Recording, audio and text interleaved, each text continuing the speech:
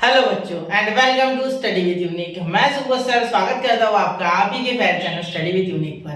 बच्चों इस लेक्चर में हम एक्सरसाइज 6.5 के जो हमारे रिमेनिंग क्वेश्चंस थे, क्वेश्चन नंबर 1 में का एक सब क्वेश्चन बचा है हमारा, क्वेश्चन नंबर 11। ठीक, अभी ये मैंने 2 निकाल लिया, क्वेश्चन नंबर 11 ये हमारा बाकी है और साथ में और क्वेश्चन नंबर 2, 3, 4, 5 ऐसे सब क्वेश्चन हमारे टोटल यहाँ के 1 और वो 4 ऐसे 5 क्वेश्चन बाकी है। ठीक है, तो वो आज हम इस लेक्चर में कवर करने वाले हैं। ठीक है, तो आपको ध्यान देना है इसके बाद जो क्वेश्चन है वो थोड़े थ्योरेटिकल है। देखो 1, 2, 3 ये थोड़े थ्योरेटिकल क्वेश्चन है, तो आपको यहाँ लैंग्वेज समझना होगा, लैंग्वेज समझ के इक्वेशन बनाना होगा और उस इक्वेशन के सहारे हम उसे डिफरेंशियल इक्वेशन फॉर्म में लेके जाएंगे या हम पर्टिकुलर सॉल्यूशन उसका ढूंढेंगे अगर हमारे पास नहीं है तो। ठीक है, चलिए तो शुरू करते हैं बच्चों एक्सरसाइज 6.5। ठीक है, ये एक्सरसाइज 6.5 का लास्ट लेक्चर होने वाला है, इसके बाद हम सीधा 6.6 पे जाएंगे। ठीक है, चलिए शुरू करते हैं बच्चों। तो यहाँ देखिए पहला क्वेश्चन, क्वेश्चन नंबर 11 फ्रॉम सब क्वेश्चन, क्वेश्चन नंबर 1 का 11 सब क्वेश्चन। ठीक है, पिछला लेक्चर लंबा हो गया था इसलिए मैंने इसे इस लेक्चर में इंक्लूड करने का सोचा है। ठीक है, तो देखिए सबसे पहले यहाँ क्या हो रहा है, देखो 1 + x² dy/dx + y = e raised to the power tan inverse of x। Okay बेटा, तो हमें dy/dx अकेला चाहिए, we know it very well. Okay, तो यहाँ हम क्या करेंगे, डिवाइड कर देंगे बाय 1 + x²। तो 1 + x² से क्या करेंगे, बोथ साइड डिवाइड है ना, divide by 1 + x² on both sides. ठीक है, तो जैसे डिवाइड करोगे यहाँ क्या बन जाएगा, dy/dx बचेगा सिर्फ, क्योंकि ये तो कैंसिल हो जाएगा। ठीक है, प्लस y/1 + x² अपॉन में आ जाएगा इसके, क्योंकि डिवाइड कर रहे हैं। ठीक है, और यहाँ e tan inverse of x। ठीक है, और एक minute, e tan inverse of x upon 1 + x²। कुछ ये हमारा फॉर्म बन चुका है। इसे हमें क्या करना है बेटा, इसे हम एक लीनियर डिफरेंशियल इक्वेशन की तरह ट्रीट करके, जैसे हम करते हैं लीनियर डिफरेंशिएबल इक्वेशन। ठीक है, तो उस तरीके से हम इसे पूरा सॉल्व करेंगे। ठीक है, चलिए तो पहले इसमें से क्या निकालेंगे, p निकालेंगे। p क्या हो जाएगा, 1/1 + x²। अब बेटा यहाँ p वगैरह क्या होता है ये सब जानते हो, फॉर्म वगैरह जानते हो। ठीक है, तो आपको इतना पता होगा, नहीं पता है तो जरूर पिछला लेक्चर देखिए, पूरा डिटेल में बताया हुआ है। ठीक है, अब यहाँ देखिए q निकालेंगे। q क्या हो जाएगा बेटा, q हो जाएगा आपका e tan inverse of x। ठीक है, अपॉन 1 + x²। ठीक है, ठीक है बेटा, यहाँ तक क्लियर है, p आ गया, q आ गया, सब आ गया। अब क्या करेंगे, अब हम इंटीग्रेटिंग फैक्टर ढूंढेंगे। इंटीग्रेटिंग फैक्टर क्या होता है sir, e raised to the power integration of p। नीचे क्या है बेटा, dx। देखो नीचे dx है, इसीलिए यहाँ क्या लिखेंगे बेटा, dx लिखेंगे। क्या लिखेंगे, dx। तो e इंटीग्रेशन p क्या है बेटा, 1/1 + x², 1/1 + x² और यहाँ हो जाएगा dx। बिल्कुल ठीक है, चलिए अब यहाँ अगर आप सॉल्व करोगे तो इंटीग्रेशन ऑफ 1/1 + x² क्या हो जाएगा बेटा, tan inverse of x, e raised to the power tan inverse of x dx। ठीक है, dx नहीं लिखना, sorry, tan inverse of x। ठीक है, ये आपका आ गया यहाँ इंटीग्रेटिंग फैक्टर। ठीक है, अब अगर यहाँ आप ध्यान दोगे बेटा तो आपको एक चीज यहाँ अच्छे से समझ में आएगी कि जो इंटीग्रेशन है, ठीक है, 1/1 + x² dx का, वो tan इनवर्स ऑफ x क्यों है, किसी बच्चे को नहीं समझे इसलिए बता रहा हूँ। ठीक है, क्योंकि tan इनवर्स ऑफ वो डेरिवेटिव होता है, ddx of tan inverse of x is what, 1/1 + x²। तो उसके उल्टा हम इंटीग्रेशन, नहीं मुझे पता है बहुतों को पता होगा, लेकिन फिर भी मैं एक बार बता दूं, मैंने सोचा इसलिए मैंने बता दिया। ठीक है, मुझे लगा आपको बताना चाहिए इसलिए मैंने बता दिया। ठीक, चलो क्लियर है। जब तक मैं सेटिस्फाइड ना हो जाऊं कि आपको समझा, तब तक मैं वो चीज बताते रहूंगा, चाहे आप मुझे पागल समझ लो।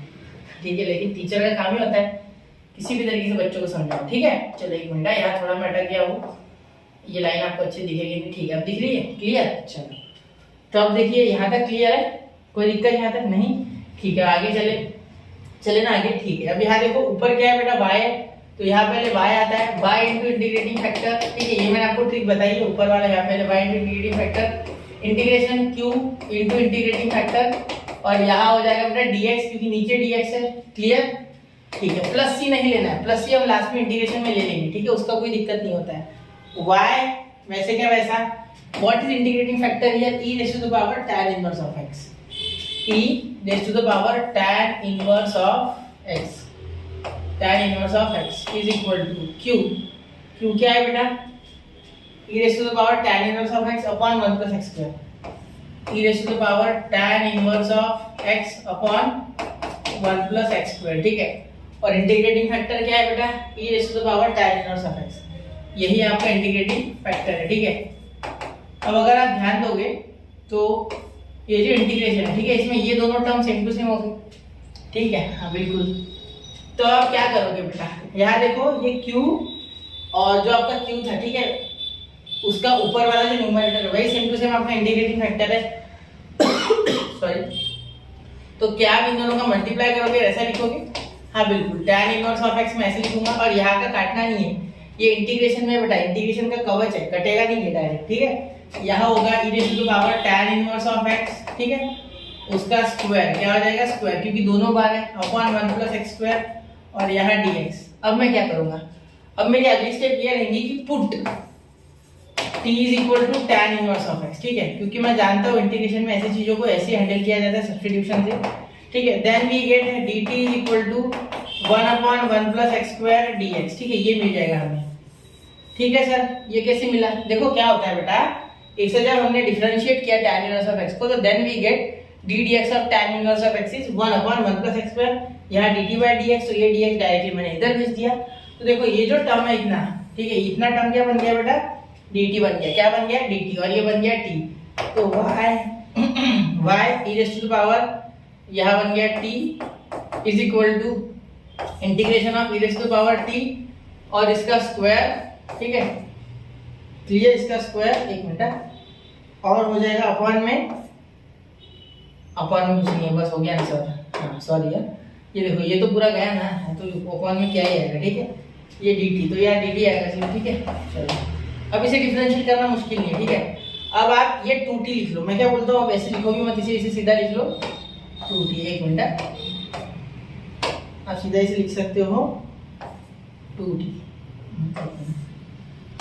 e raise to the power 2t, ठीक है, क्योंकि स्क्वायर आएगा, स्क्वायर का 2t, क्योंकि a raise to the power m raise to the power n को क्या लिखते हैं, a raise to the power m है, ठीक है। क्वेश्चन में समय लगाएंगे बेटा, अच्छे से समझेंगे हर एक क्वेश्चन, ठीक है, ढाई नहीं करना है। y e raise to the power t is equal to, यहाँ क्या हो जाएगा बेटा, e raise to the power 2t, और differentiation of 2t is what 2। क्या होता है ना ऐसे क्वेश्चन में, आपको पता है कि जब भी e के पावर में कुछ आ जाता है, ठीक है, तो a को तो डिफरेंशिएट नहीं होता है, साथ में उसको भी नहीं होता इंटीग्रेट नहीं होता है, लेकिन ये बाहर कूद जाता है, तो उसका जो ऊपर वाला फंक्शन है, ठीक है, उसका डिफरेंशिएशन नीचे लिख देना है डिनोमिनेटर में, ठीक है। तो 2t का क्या आएगा, 2 आएगा डिफरेंशिएशन, ठीक है। चलो अब आगे चले, ठीक है, t की वैल्यू रिटर्न करने की बारी आ चुकी है, ठीक है। चलो तो रीसब्स्टिट्यूट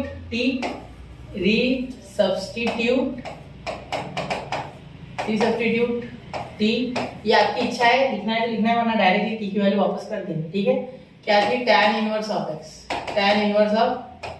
x, ठीक है। हाँ अब ध्यान देना, यहाँ क्या हो जाएगा, y e raise to the power tan inverse of x, y e raise to the power tan inverse of x, ठीक है, is equal to e raise to the power 2 tan inverse of x, 2 tan inverse of x upon 2 plus, ठीक है, ये आपका हो गया यहाँ final answer के आसपास पहुंच चुके हो आप। अब क्या कर सकते हैं, यहाँ से आप एक काम कर सकते हैं, देखो सुनो मेरी बात, यहाँ से प्लस c, तो यहाँ देखिए बेटा, यहाँ क्या हो जाएगा, ये tan inverse of x e raise to the power tan inverse of x से ओवरऑल मल्टीप्लाई कर दो, डिवाइड कर दो मतलब, ठीक है, तो divide by e tan inverse of x, ठीक है, पूरा बोथ साइड, ठीक है। अब मैं ये भी बोल सकता था कि multiply by 1 upon e raise to the power tan inverse of x, ठीक है। तो ये आप ऐसे भी कर सकते हो, इसे उधर लेके गए तो भी चलेगा, ठीक है। तो यहाँ से तो कैंसिल हो गया, यहाँ तो बचा ही नहीं, यहाँ एक e tan inverse of x लेके आए तो ऊपर जाएगा, तो यहाँ 2 tan इनवर्स ऑफ x ऊपर जाएगा तो निगेटिव पावर बन जाएगा इसका, तो minus tan inverse of x e raise to the power में पूरा ये पिक्चर होगा, तो यहाँ से एक बचेगा, दो में से एक गया तो एक ही बचेगा, मतलब यहाँ आएगा e tan inverse of x tan inverse of x upon 2, ठीक है, प्लस c, और यहाँ tan इनवर्स ऑफ x नीचे जाएगा तो ऊपर जाएगा, तो पावर क्या हो जाएगा उसका बेटा, नेगेटिव, ठीक है। देखो एक tan inverse of x power में है ना, तो ये ऊपर जाएगा तो माइनस के पावर में चला जाता है, c to the power minus tan inverse of x, ये आपका फाइनल आंसर। तो इसे जरा नोट कीजिए बेटा, ये क्वेश्चन का जो आंसर है, यहाँ आपको थोड़ा दिमाग लगाना होगा कि tan इनवर्स ऑफ x से ओवरऑल डिवाइड करो या 1/tan inverse e to power tan inverse of x से ओवरऑल डिवाइड करो, ठीक है। तो आप ये भी समझ सकते हो, ठीक है। चलिए, तो यहाँ ये क्वेश्चन होता है समाप्त हमारा। इसे थोड़ा ध्यान से देखना, ठीक है। tan इनवर्स ऑफ x के कारण घोटाला हो सकता है, वैसे आसान था, ठीक है। नोट कीजिए 1, 2 एंड 3। तो आई होप बच्चा आपने नोट कर लिया होगा। चलिए अब बढ़ते हैं क्वेश्चन नंबर 2 की ओर। क्वेश्चन नंबर 2 देखिए, एक मिनट, थोड़ा वायर में सीधा कर लूं, एक मिनट, चलो हो गया, ठीक है। अब चलिए क्वेश्चन नंबर 2 देखते हैं। क्वेश्चन नंबर 2 में अगर आप ध्यान से देखोगे तो find the equation of the curve which passes through the origin से पास हो रहा है। ये एक इंपॉर्टेंट इंफॉर्मेशन है, यानी x, y यहाँ आपका आने वाला है 0, 0। ये समझ गया मैं यहाँ से, ठीक है। आगे हैज अ स्लोप, ये स्लोप दिया है, स्लोप यानी dy/dx eight any point x, y on it, यानी x, y कोई भी पॉइंट है तो ये x, y 0, 0 है, ठीक है। यहाँ ओरिजिन से पास हो रहा है बोलते वो स्लोप, ठीक है। और साथ में x, y कोई भी पॉइंट पे आपने जब कर्व का स्लोप निकाला, जैसे सपोज ये कर्व है, ठीक है, यहाँ पे मैंने एक पॉइंट निकाला, यहाँ से एक टेंजेंट निकाल लिया, तो इस स्पेसिफिक पॉइंट के लिए the slope of curve is defined by this tangent, the slope of this tangent, ठीक है। तो इसका dy/dx जब मैंने निकाला तो ये आया बोलते ये x + 3y - 1 dy/dx यानी कि स्लोप, ठीक है। यही होता है स्लोप यानी m, ठीक है। चलो ये मैंने आपको अच्छे से डेरिवेटिव्स में पढ़ाया है, एप्लीकेशन ऑफ डेरिवेटिव में, ये बहुत किया हमने इस क्वेश्चन, ठीक है। Eight any point x, y on it, यानी कोई भी एक पॉइंट, सपोज ये पॉइंट है x, y, ठीक है। और ये कह रहे हैं कि ये ओरिजिन से पास हो रहा है, ये ओरिजिन से पास हो रहा है। कुछ ऐसा होगा सपोज कि ये इस तरीके से होगा और यहाँ ओरिजिन होगा 0, 0, ऐसे बोल सकते हो, ठीक है। चलो विजुअलाइज हो गया, ठीक है। अब चलिए इसे सॉल्व करते हैं बच्चों। तो अगर आप इसे ध्यान से देखोगे तो आपको dy/dx दिया हुआ है, ठीक है। ये dy/dx, वो देखो मैंने लिखा है dy/dx is equal to x + 3y - 1, ठीक है। ये आपको ऑलरेडी मिल चुका है, ठीक है। अब यहाँ अगर आप ध्यान दोगे तो dy/dx बोला गया ना बेटा, तो हमारा फॉर्म क्या था, dy/dx, ठीक है, plus py is equal to q। तो यहाँ ये -3y इधर से हो जाएगा, तो dy/dx, ठीक है, dy/dx -3y is equal to x - 1, ठीक है। ये आपको इसका आपको डिफरेंशियल इक्वेशन बनाना है, ठीक। तो डिफरेंशियल इक्वेशन तो ऑलरेडी इसका इक्वेशन निकालना है, सॉरी यहाँ p क्या हो जाएगा बेटा -3, क्या हो जाएगा -3, एंड q क्या हो जाएगा आपका x - 1, ठीक है। बिल्कुल ध्यान देना, आप ध्यान दो आगे, यहाँ तक क्लियर है। अब आप इंटीग्रेटिंग फैक्टर निकालोगे, IF इंटीग्रेटिंग फैक्टर क्या होता है, इंटीग्रेशन ऑफ p और ये dx, ठीक है। अब यहाँ ध्यान देने लायक बात ये है, एक मिनट, हाँ, यहाँ ध्यान देने लायक बात ये है कि p क्या है, सिर्फ -3 dx, इतना सा, ठीक है। बहुत आसान है इसे इंटीग्रेट करना, कोई मुश्किल नहीं है बहुत ज्यादा। अब यहाँ अगर आप ध्यान दोगे तो इज इक्वल टू ये -3 बाहर, तो यहाँ -3x e पावर -3x हो गया आपका IF, इंटीग्रेटिंग फैक्टर हो गया e पावर -3x, ठीक है। यहाँ तक क्लियर है बात, कोई दिक्कत नहीं यहाँ तक, ठीक है। अब सिंपल होगी बात यहाँ तक, ठीक है। अब आप सिंपली फॉर्मूला लगा सकते हो, y ऊपर y है इसलिए y, यहाँ y है इसलिए y, ठीक है। y into integrating factor is equal to integration of q into integrating factor और यहाँ dx, ठीक है। अब ध्यान देना, इंटीग्रेटिंग फैक्टर क्या है, e raise to the power -3x, e raise to the power -3x, e raise to the power -3x is equal to q क्या है बेटा x - 1, क्या है x - 1, ठीक है। और यहाँ e raise to the power -3x और यहाँ dx, यहाँ देखना बेटा y e raise to the power -3x is equal to, यहाँ अगर आप अच्छे से देखोगे तो यहाँ आपको बाय पार्ट दिखेगा इसमें, ठीक है, बाय पार्ट्स, एक मिनट, यहाँ बाय पार्ट दिखेगा। तो यहाँ देखिए ये हो गया आपका LI में का a और ये हो गया आपका e, तो यहाँ ये बाहर आ जाएगा, तो x - 1 integration of e raise to the power -3x dx, ठीक है। ये आपका हो गया minus in bracket differentiation of x - 1, ठीक है, यहाँ तक हो गया। उसके आगे into integration of e raise to the power -3x और यहाँ dx, ठीक है। और यहाँ बाहर dx और यहाँ भी इंटीग्रेशन एक बड़ा वाला, ठीक है। ऐसे होता है, आप कंफ्यूज हो गए क्या, देखो u इंटू वी रूल यानी प्रोडक्ट रूल, जो कि यहाँ बाय पार्ट बोलते हैं, ऐसे लगता है इंटीग्रेशन में, u वैसे का वैसा v का differentiation minus integration of differentiation of u dot यानी मल्टीप्लाई इंटीग्रेशन ऑफ v और फिर dx बाहर और एक बार, ठीक है। चलो क्लियर होगी इतनी बात। तो यहाँ देखिए y e raise to power minus 3x is equal to x minus 1 वैसे का वैसा, ठीक है। e raise to power minus 3x upon minus 3, ठीक है। माइनस यहाँ ध्यान देना, इसका जो डिफरेंशिएशन है वो आएगा D D x of x 1 और इसका 0, तो यहाँ सिर्फ 1 आएगा। 1 इंटू इसे मल्टीप्लाई करके कोई फर्क नहीं पड़ने वाला, ठीक है। यहाँ same to same e raise to power minus 3x upon minus 3 आएगा, ठीक है।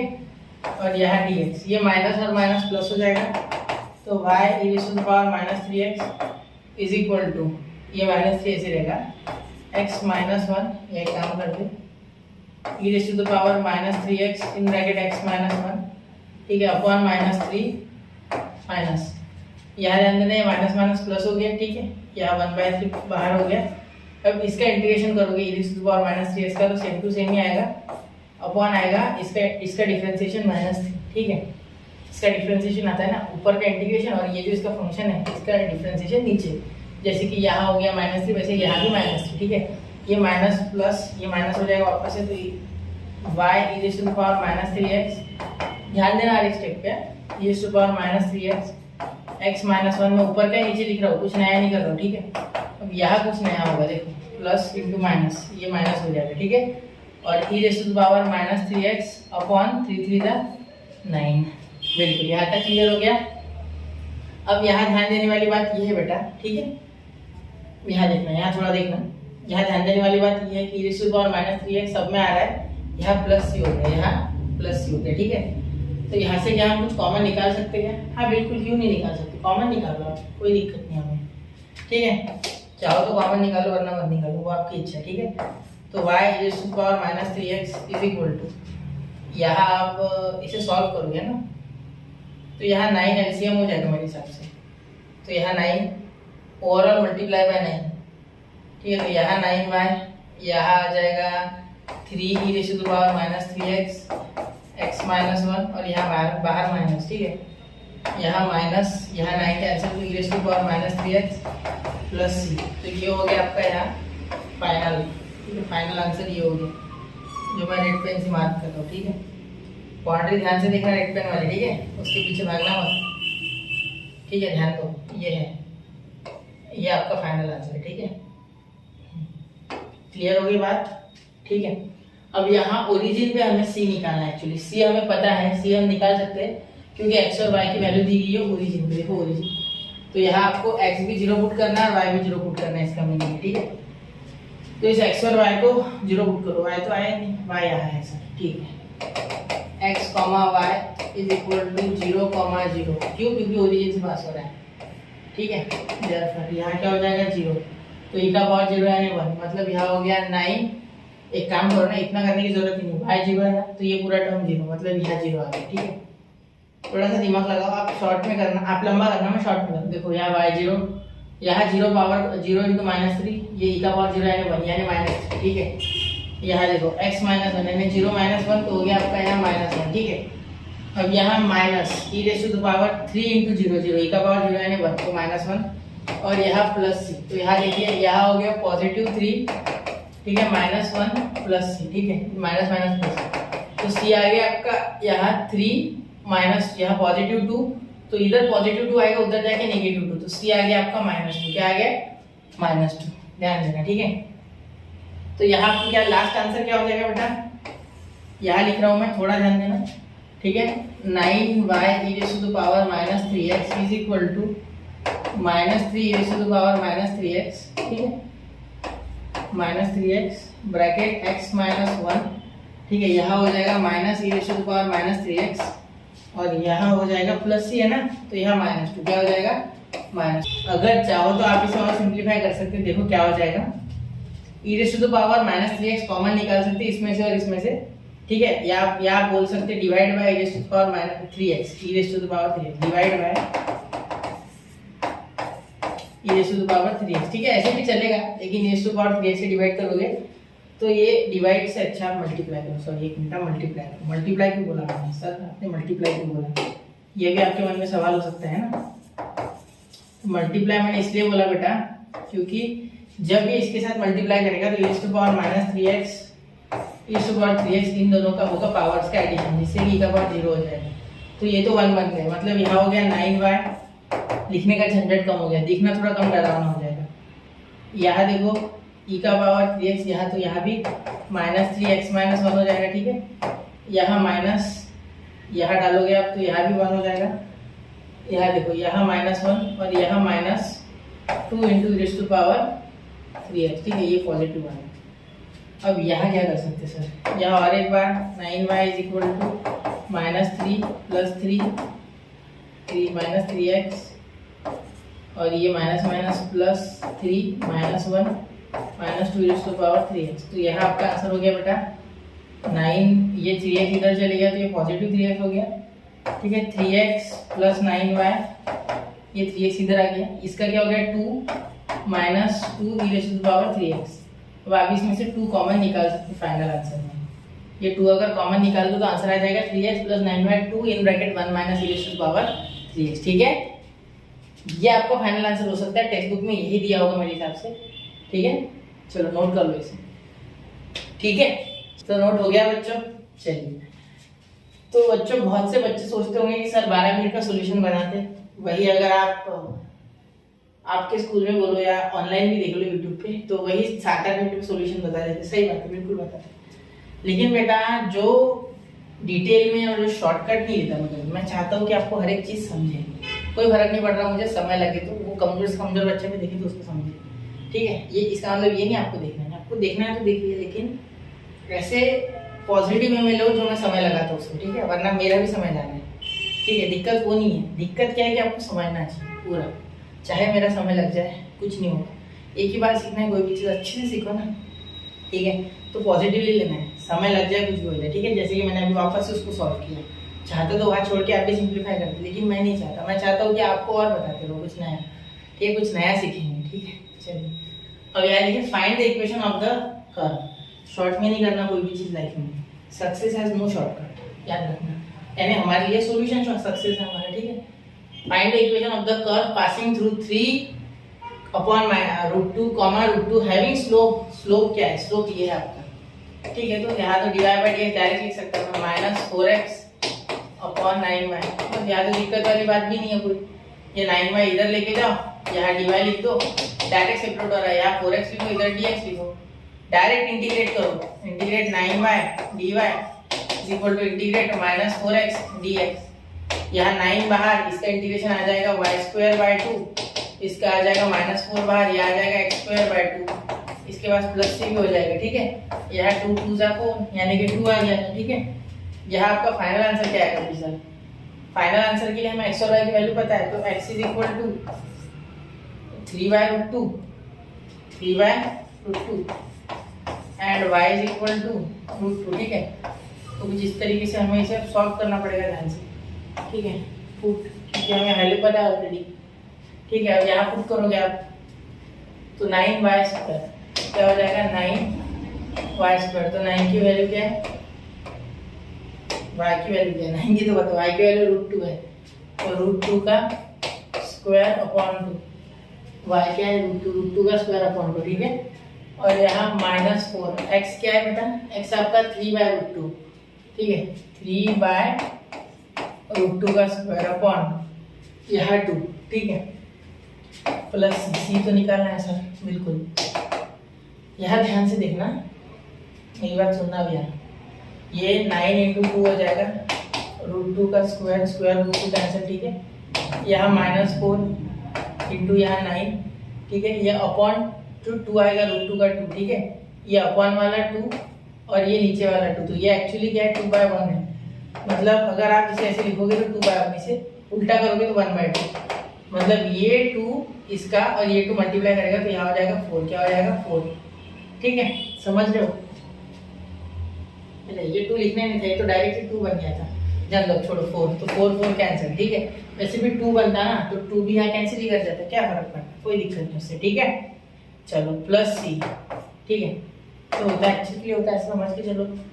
तो यहाँ 9 दोनों साइडें कैंसिल करोगे क्या, नहीं, यहाँ मल्टीप्लाई में नहीं है, यहाँ प्लस है और यहाँ डायरेक्ट है, यहाँ 2 कैंसिल, तो यहाँ आ जाएगा 9 is equal to 9c, -9c, ठीक है। तो 9 9 9 प्लस सी, 9 प्लस सी, तो -9 उधर चले गया तो सी आ गया, 9 + 9 18।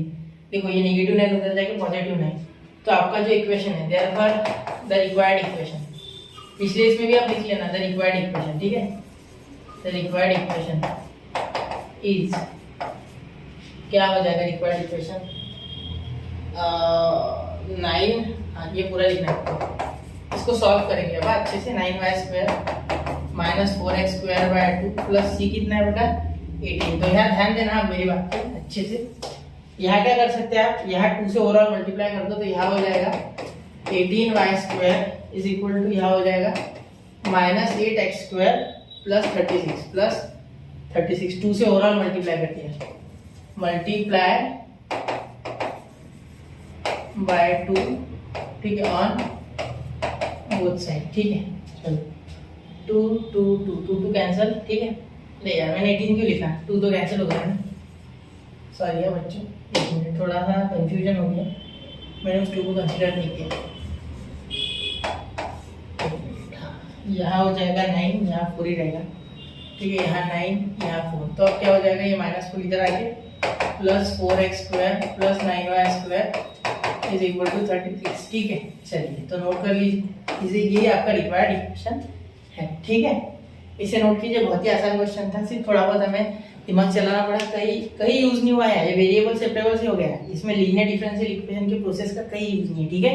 नोट कीजिए 1 2 एंड 3। तो आई होप बच्चों आपने नोट कर लिया होगा, ठीक है, और आपने समझ भी लिया होगा, ठीक है।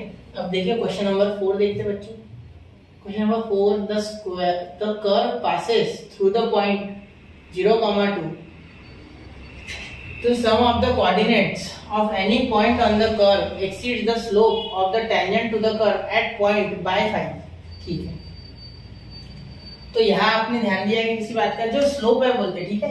देखो एक कर्व है जो इस पॉइंट से पास हो रहा है, x, y दिए गए हैं, the sum of the coordinates यानी x + y जो है, ठीक है, ये कोऑर्डिनेट्स हो गए ना x और y, इन दोनों का जो एडिशन है, ठीक है, इनका सम है, सम, ठीक है, सम ऑफ एनी पॉइंट, मतलब किसी भी पॉइंट का ले लो, ऑन द कर्व यानी एनी पॉइंट हो गए वो x, y, ठीक है।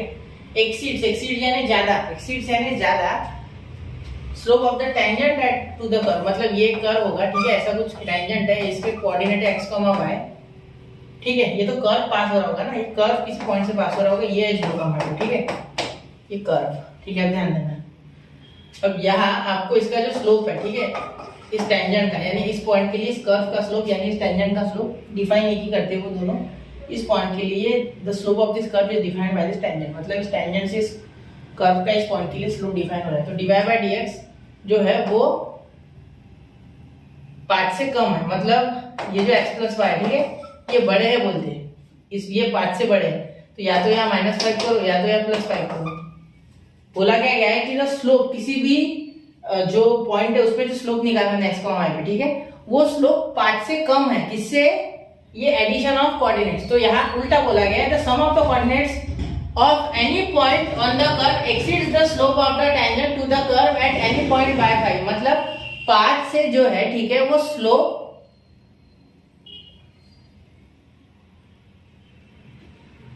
Sum of the coordinates of any point on the curve, path से जो है वो दो कोऑर्डिनेट्स का जो सम है वो ज्यादा है देन द स्लोप, ठीक है। मैंने आपको कंफ्यूज किया गया, ठीक है। देखो स्लोप जो है ना उससे ये बढ़े तो +5 इसमें, समझे नहीं। चलो सीसॉ वाला एग्जांपल देता फेमस, ये सीसॉ है, ठीक है। सपोज यहाँ स्लोप रखा दिया मैंने dy/dx और ये x + y, तो ये ज्यादा है बोलती है, ये ज्यादा, और सीसॉ यानी इक्वल टू का साइन, तो ये ज्यादा है तो इधर +5 करूंगा ना तब तो इक्वल आएगा।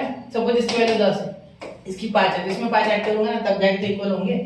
अब समझे क्या, लीनियर इक्वेशन इन 2 वेरिएबल किया होगा ना आपने 10th में, वैसे ही है, ठीक है। तो dy सीधा लिखता हूँ, dy/dx + 5 = x + y, ठीक है। अब दिक्कत नहीं है, अब ये x इधर लेके आऊंगा तो -x, dy/dx ये -x हो जाएगा यहाँ के, ये 5 उधर तो y -5, ठीक है।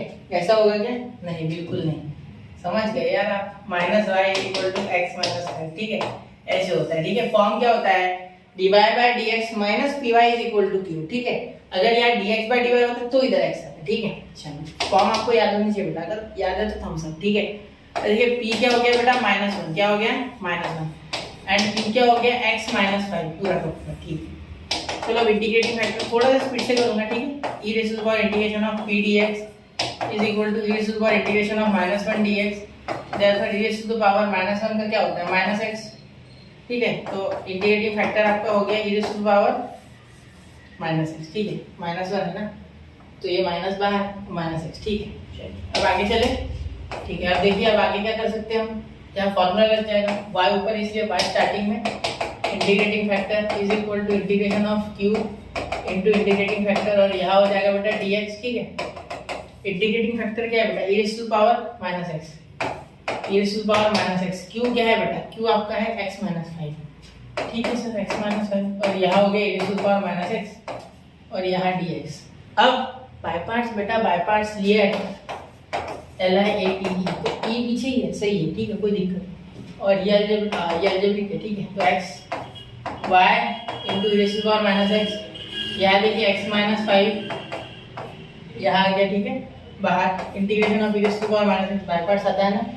ठीक है, यहाँ dx minus integration of d dx of x का पावर 5, तो d dx of sorry x का पावर 5 नहीं x -5। ठीक है, x -5 into integration of e का पावर -x, e का पावर -x dx, और बाहर और एक dx लगा लो। ठीक है, चलिए यहाँ तक हो गया। और y into e raise to the power -x is equal to x -5। ठीक है, यहाँ देखो e raise to the power -x upon -1 upon -1। देखो इसको तो कोई हाथ नहीं लगा सकता एक्सपोनेंशियल, साथ में उसका जो ऊपर का फंक्शन है उसे नीचे ले जाके डिफरेंशिएट कर देना है, उसे दबोच लेता है डिफरेंशिएशन नीचे। ठीक है, डिनोमिनेटर में उसका डिफरेंशिएशन लिख लेना। -x का क्या होता है -1, अगर x होता तो 1 ही होता तो मैं लिखता ही नहीं, लेकिन यहाँ -x है इसलिए मैंने लिखा -1। ठीक है, यहाँ देखो इंटीग्रेशन इसका हो गया x -5 का x का 1 और 5 का 0, -5 का 0, तो 1 इंटू e का पावर -x का क्या होगा e का पावर -x अपॉन -1 और यहाँ dx। ठीक है, इसका तो 1 हो जाएगा, इसका लिखना नहीं है। ठीक है, इसका मैंने लिख लिया यहाँ, और ये इंटीग्रेशन और ये dx ये वाले हैं। ठीक है, ये अंदर वाले खत्म होगा। ठीक है, समझ गए। चलो इसको वापस से, ये माइनस और ये माइनस प्लस हो जाएगा, तो यहाँ मैं डायरेक्टली कर दूँ, ये माइनस ये वाला लिखता ही नहीं होना डायरेक्ट, ये माइनस और ये माइनस प्लस हो गया। ठीक है, तो यहाँ देखो y e raise to the power -x is equal to e raise to the power -x -5, ये आगे लिख लेता हूँ थोड़ा अच्छा लगेगा, और ये माइनस भी ऊपर दे देता हूँ, क्या नीचे लिखना बार-बार से, माइनस तो ऊपर दे देते। ठीक है, प्लस अब यहाँ देखो वापस से डिफरेंशिएट करोगे तो इंटीग्रेट करोगे तो e का पावर -x अपॉन ये -x नीचे डिफरेंशिएट होगा तो -1। ठीक है, मतलब वापस से यहाँ आएगा -e raise to the power -x। ठीक है, समझ रहे हो ना, ये सारा साइन का हेरफेर हम 2-3 बार कर चुके हैं। ठीक है, यहाँ प्लस। ठीक है, अब ध्यान देना e का पावर -x से ओवरऑल डिवाइड कर दो, यही कर दो, अब आगे जाने की जरूरत ही नहीं। डिवाइड बाय e का पावर -x, या ऐसा भी बोल सकते थे divide sorry multiply by e का पावर x, ऐसे भी कर सकते थे। ये जब डिवाइड करेंगे ना e का पावर -x से, तो यहाँ का कैंसिल, यहाँ का कैंसिल, यहाँ का कैंसिल, यहाँ e का पावर -x नीचे आएगा तो ऊपर आके e का पावर पॉजिटिव x। ठीक है, थ्रू आउट लिख दो क्या, चलो थ्रू आउट लिख देते हैं, हम बोथ साइड लिख दो, उससे अच्छा हम बोथ साइड से भी शॉर्टकट में। ठीक है, यहाँ y हो जाएगा e का पावर -x आएगा, तो यहाँ खत्म, तो यहाँ माइनस आ जाएगा, तो minus into x minus into 5 plus 5 minus plus 5। ठीक है, यहाँ e का पावर x, तो यहाँ -1, और यहाँ प्लस c अपॉन e का पावर -x होगा ना, तो ये e का पावर -x ऊपर जाएगा तो e का पावर पॉजिटिव x। ठीक है, हाँ, अब देखो 5 - 1 क्या हो जाएगा बेटा, 5 - 1 आपका हो जाएगा यहाँ 4। ठीक है, चलो आगे चले, यहाँ तक क्लियर है। ठीक, अब यहाँ ध्यान देना,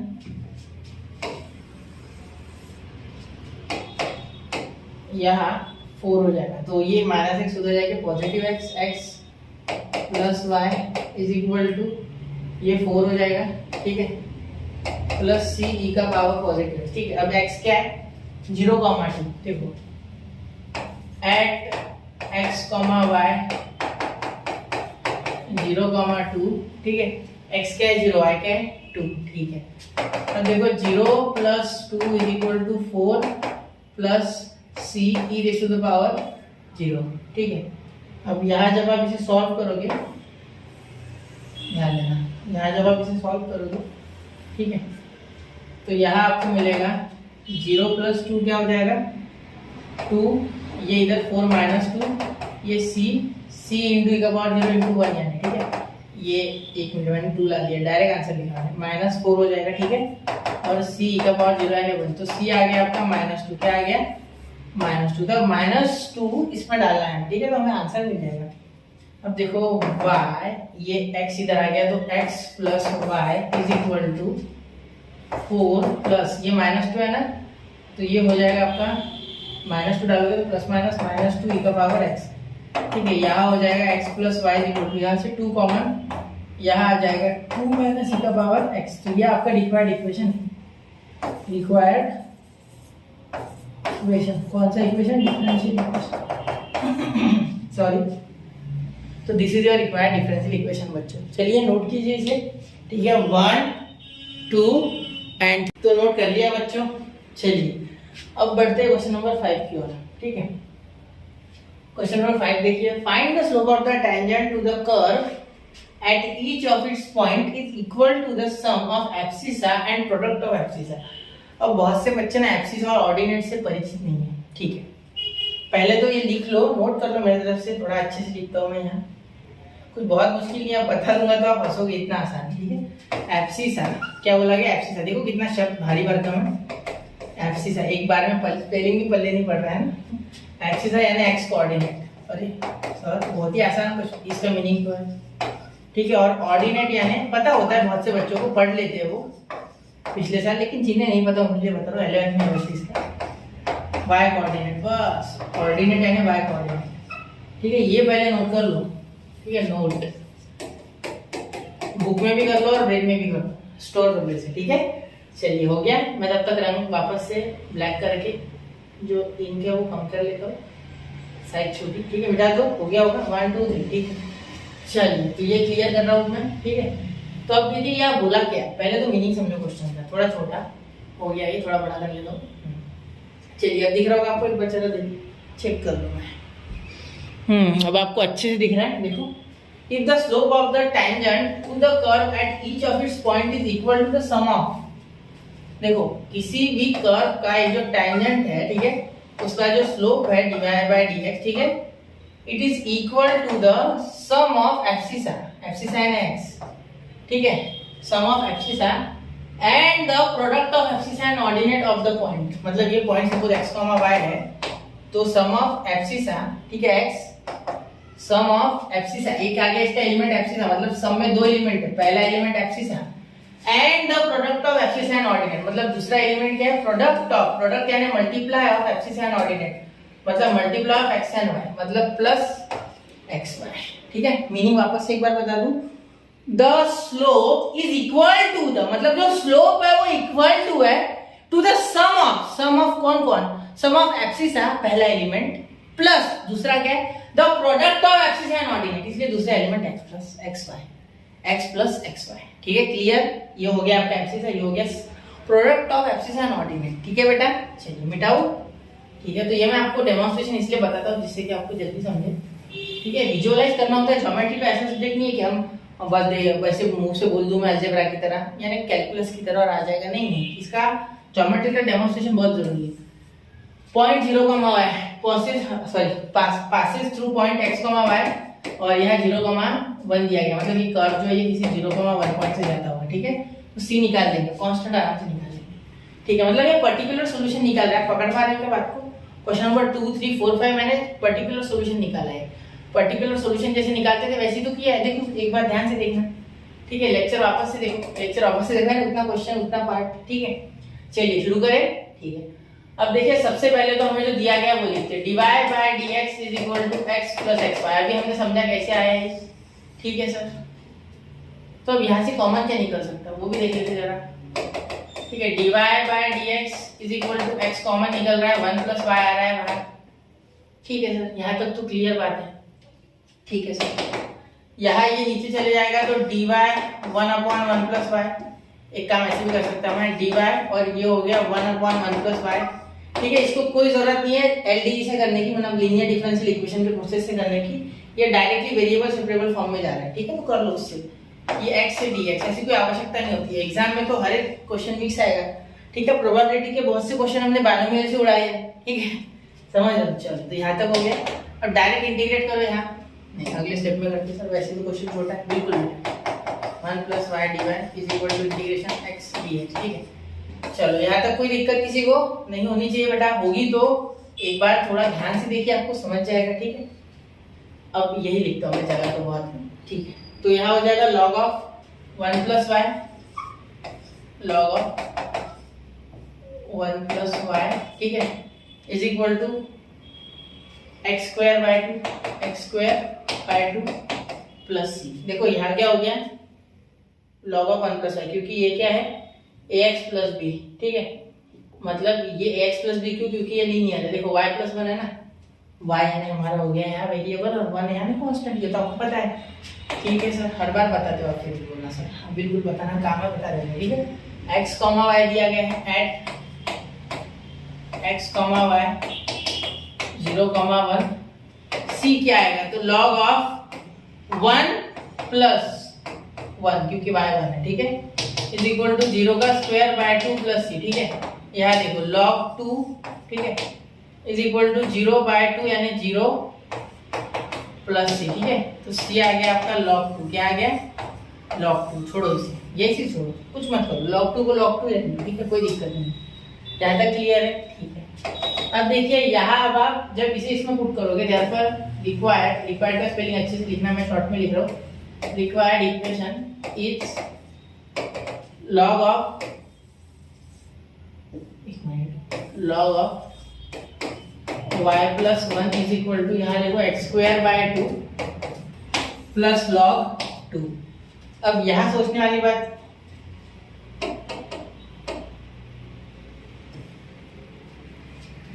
log 2, अब यहाँ सोचने वाली बात क्या बेटा, ठीक है, log में छोड़ दे, चाहे तो छोड़ सकते, यही छोड़ सकते, लेकिन log इधर लेके आओ, log y + 1 होता है सवाल इसलिए लगा हूँ, ठीक है।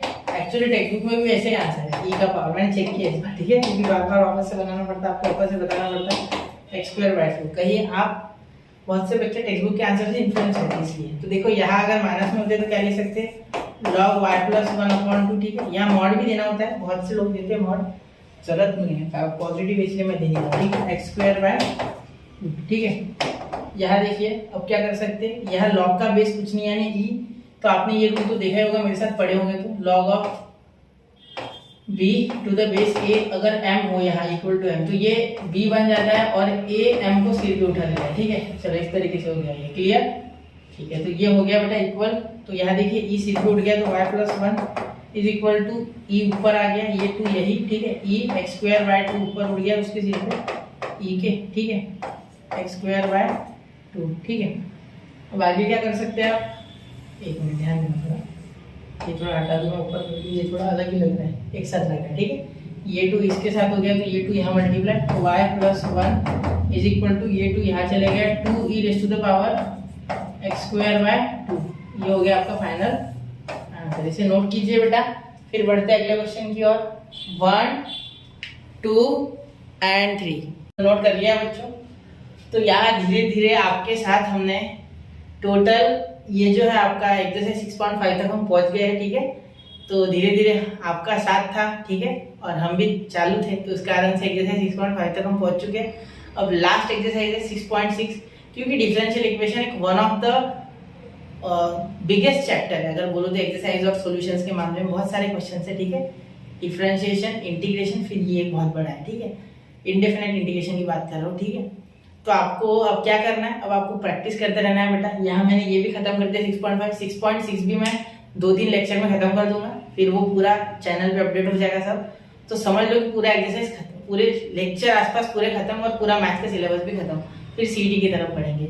तो ये अगर आज के क्वेश्चन आपको अगर करना चाहो कि लास्ट वाला क्वेश्चन, तो ये आप चाहो तो उस मेथड से भी कर सकते, हमारे जो LD वाली मेथड है, लेकिन मत करना, शॉर्टकट में ये हो रहा है तो करो, ठीक है। तो पढ़ते रहे बच्चों, आगे बढ़ते रहे, स्टडी जिन्हीं के साथ बने रहे, नोट्स बनाते रहे और ज्यादा से ज्यादा क्वेश्चन प्रैक्टिस करते रहे। जय हिंद, जय भारत।